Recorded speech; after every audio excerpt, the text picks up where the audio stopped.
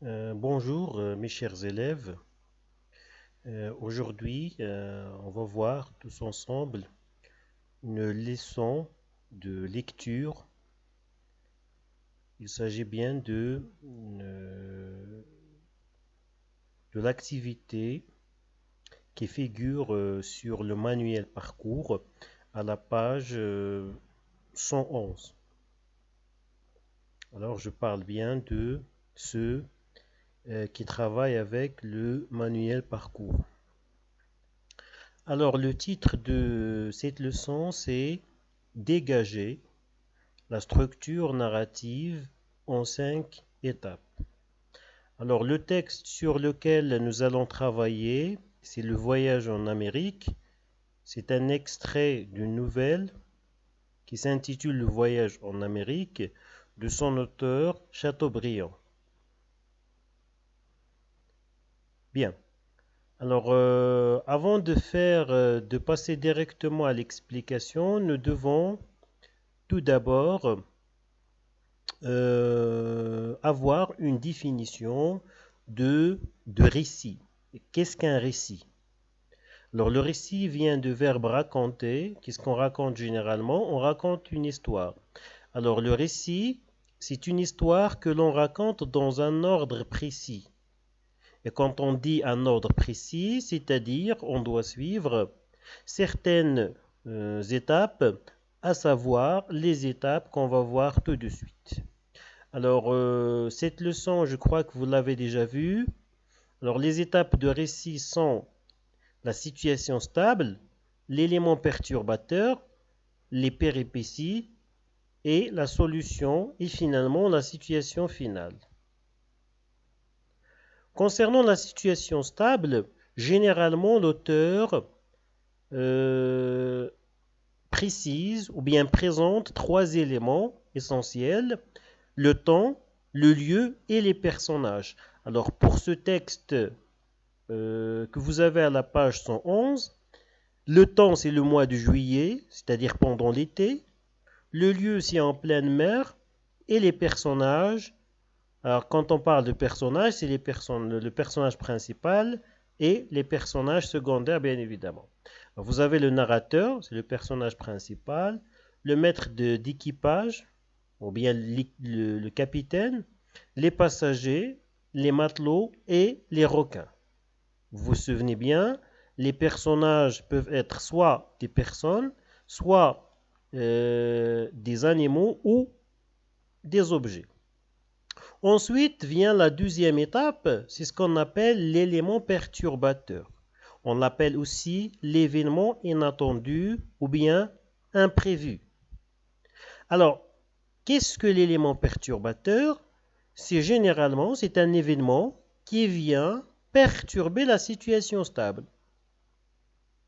C'est aussi le problème, c'est-à-dire quel est le problème qu'envisage le personnage principal et les personnages secondaires parfois. Alors pour notre histoire, l'élément perturbateur c'est mais quand je vins à tourner la tête, je m'aperçus que le courant l'avait déjà entraîné bien loin. L'avait, c'est le, alors ici l'apostrophe, elle remplace le vaisseau.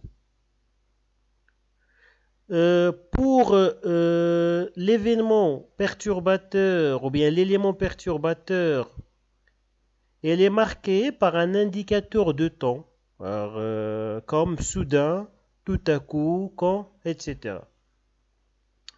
Ensuite, la troisième étape, c'est les péripéties. Ce sont les actions, les événements. Alors, ce sont des actions faites par le personnage principal pour résoudre le problème. Alors, vous vous rappelez que nous avons dit l'élément perturbateur, c'est un problème. C'est un problème dans l'histoire. Alors, le personnage principal envisage un problème. Et dans les péripéties, ce sont les événements faits par le personnage pour résoudre, trouver une solution à ce problème. Bien évidemment, c'est une suite d'actions ou bien d'événements. Alors pour notre texte, Cette étape commence du les matelots jusqu'à un bras ou une jambe. C'est un passage, c'est-à-dire c'est une suite de phrases. Ensuite, la quatrième étape, c'est la solution de problèmes. Alors, bien évidemment, le personnage, vers la fin, va trouver une solution. Alors, le personnage arrive à résoudre ou à trouver une solution pour son problème. La phrase qui indique la solution dans le texte, c'est « par le plus grand bonheur jusqu'à de la corde ». Et finalement vient la situation finale. Alors la fin de l'histoire, où le personnage principal retrouve son calme, il arrive à résoudre le problème, et c'est la fin de l'histoire, et aussi comment l'histoire se termine. Alors bien évidemment, on peut avoir une fin heureuse ou parfois une fin malheureuse. Alors la phrase qui détermine ou bien qui indique la fin pour notre texte, c'est « Enfin, on me hissa sur le pont à demi-mort ». Ici, vous remarquez qu'il y a un indicateur « Enfin » qui marque la fin de l'histoire. Bien, mes chers élèves, ce que vous devez retenir, c'est que le récit est une histoire que l'on raconte dans un ordre précis. C'est une histoire qu'on raconte dans un ordre précis. Dans chaque histoire que l'on raconte, nous avons généralement 5 étapes.